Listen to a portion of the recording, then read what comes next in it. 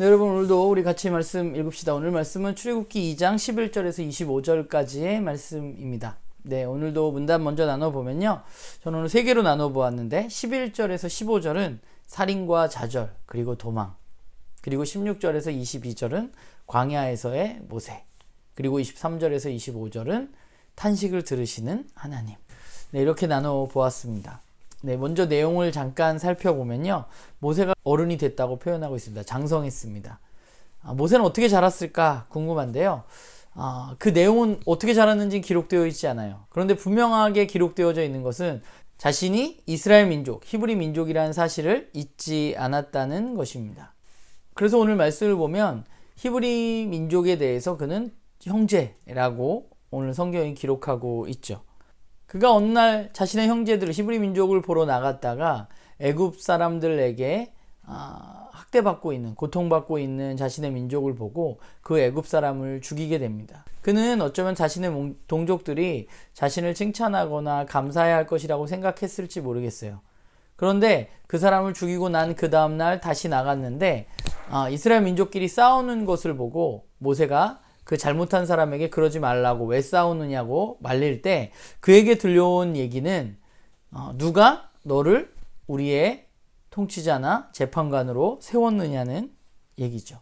그러면서 네가 애굽 사람을 죽이더니 우리도 죽이려고 하느냐 라면서 그에게 다가온 것은 감사가 아니라 협박이었습니다. 그리고 바로가 그 사실을 알게 됐고 그는 미디안 광야로 도망을 가게 됩니다. 그리고 미디안 광야에서 그는 르우엘의 딸들을 도와주게 되고 그 르우엘의 집에 머물면서 십보라와 결혼을 하게 됩니다. 그리고 아들을 낳게 되죠. 그 이야기가 모세에 대한 삶에 대한 이야기입니다. 23절부터는 시간이 좀 흘러서 왕이 죽었는데 이스라엘 민족은 지속적으로 억압을 받고 있었고 그들의 탄식 소리를 하나님께서 들으시고 자신이 하셨던 약속을 기억하셨다는 이야기로 오늘 말씀이 마무리됩니다. 오늘 말씀을 보면서 그런 생각을 했는데 모세는 사실 이스라엘 민족들과는 완전히 다른 삶을 살았잖아요. 그는 왕궁에서 살았기 때문에 그야말로 잘 먹고 잘 살고 좋은 교육 받으면서 살았을 것입니다. 그런데 자신의 민족을 돌보려는 마음이 그에게 생겼습니다. 그는 자신의 정체성을 잊지 않았습니다. 그래서 어떻게 해서든 돕고 싶었어요. 그래서 그가 행동하기 시작합니다. 그런데 그에게 돌아온 것은 감사와 응원이 아니라 원망과 배신이었습니다. 오늘 말씀을 보면서 모세가 가지고 있던 생각이 틀렸나? 라는 생각을 해봅니다. 그가 자신의 동족을 바라보는 마음은 옳습니다. 그리고 그들이 억압받고 고통받는 것을 안타까워하면서 그들을 돕고 싶어하는 마음도 옳습니다. 그럼 문제는 무엇인가? 그러면 방법도 옳았는가? 라는 생각을 해보게 됩니다. 그런데 사람을 죽였던 그의 방법은 옳지 않다고 저는 생각합니다. 그는 자신이 가지고 있는 힘을 가지고 그 문제를 해결하고 싶었습니다. 그러다가 그는 도망자 신세가 된 것이죠. 그의 생각은 옳았을지 모르지만 그의 방법에는 아직 좀 문제가 남아 있었습니다. 그에게는 시간이 필요했고 그가 조금 더 자라가야 했고 하나님의 훈련이 필요했던 것이죠. 그런 면에서 보자면 광야는 모세의 훈련장 같은 곳이라는 생각을 하게 돼요.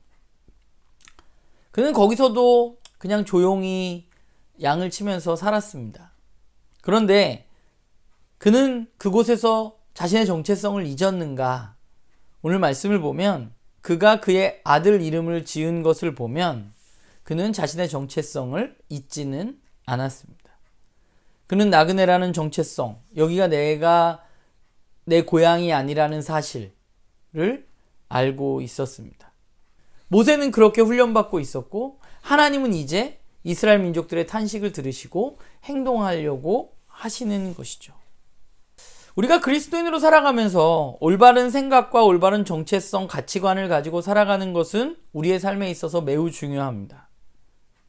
약자들이 강자들에 의해서 고난받는 모습에 분노하는 것은 그리스도인으로서 너무나 합당한 것입니다. 그런데 문제는 그 올바른 가치관과 올바른 생각을 우리의 삶 속에 어떻게 실현해 낼 것인가, 그걸 어떻게 고쳐볼 것인가 하는 것은 또 다른 문제라는 생각을 하게 돼요. 그리스도인에게는 더더욱 그렇습니다. 우리는 하나님의 일을 할 때 하나님의 방법을 생각해야만 합니다. 우리는 하나님의 말씀으로 하나님이 원하시는 것들을 배워갑니다. 그리고 그 하나님이 원하시는 것들을 이루기 위해서 노력합니다. 그런데 우리들이 노력해가는 그 과정들을 보면 우리도 모세처럼 좀 설익은 부분, 또 우리의 힘과 우리의 능력으로 그 일들을 하려는 마음들이 우리 안에 있는 경우가 꽤 있는 것 같아요. 우리에게 필요한 것은 올바른 가치관과 생각과 더불어서 하나님의 방법으로 그 일들을 실행해 나가는 그런 일들이 우리 가운데 필요한 것이죠.